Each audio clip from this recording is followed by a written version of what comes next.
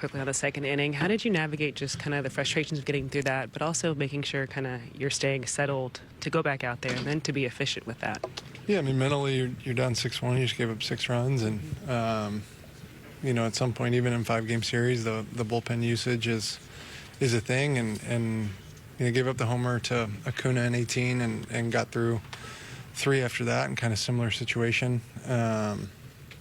But I remember having a ton of pride about getting through 5 innings in that game, and kind of feel similarly about this one. And obviously Teo, lands a big punch for us and gets us back in there. And we come up one run short and give up the homer to Tatis. That there was a bunch of mayhem, and then I made a bad 0-2 pitch, and he kind of does what he does. And you can't give up 6 runs in an inning in the playoff and expect to win. So.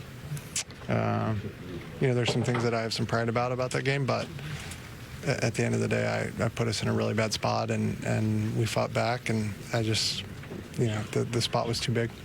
Just considering just the fight back, I mean, what does that say about this team and understanding what you guys are coming into tomorrow, a must-win situation? But do you feel like just seeing how this team fought back, it did show something that puts you all in a good spot potentially for tomorrow? Yeah, I mean, losing 6-5 after being down 6-1 is definitely better than, losing 20-0. So, our guys in here like being around each other, want to keep playing, want to go compete together, and I don't think that's something that we've never had, but having it is important, and this team certainly does. How did you feel out there physically and emotionally out there? Physically, I felt great.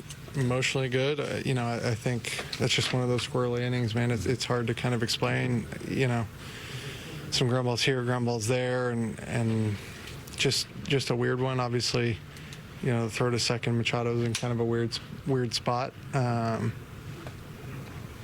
kind of is what it is. I'm not an umpire guy, but that's an interesting play, and I think that changes a lot of what happens in that inning maybe, but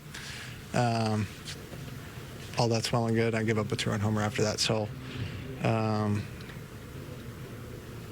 the end of the day, it's on me. I'm the starting pitcher, and this game is the reason that I'm here, and the reason I'm still on this roster is to throw today's game, and wasn't good enough. How frustrating were those at-bats where you got to 2 strikes, but then 3 hits in that inning came in those spots?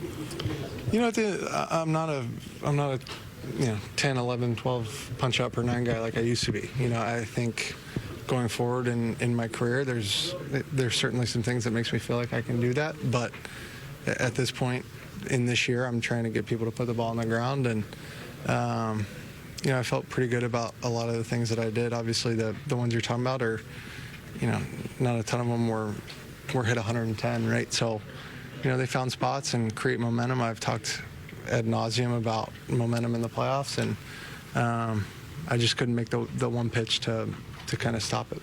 At the start of that inning, was that just you couldn't hear the pitch come, or was it just not working? Yeah, I thought that was kind of interesting too. I made it pretty evident that I couldn't hear, and later in that inning, they had a guy step in the box with 2 seconds, and I got a ball called on me, and there was no strike called on them. But I talked to the umpire. He said there was something with the TV crew. But at the end of the day, like, if you don't make me aware of that on the mound, I think it's kind of interesting. But I gave up the homer that lost us the game. So a lot of little weird stuff that happened, but that's the playoffs, and we came out on the wrong side of it. What was the conversation with Dave when he came out in the 5th? He just asked me how I felt. I told him I wanted the at-bat. Did you think they should have called interference on that play? On the throw to second? Yeah, Freddie Machado. I mean, both feet are on the grass, so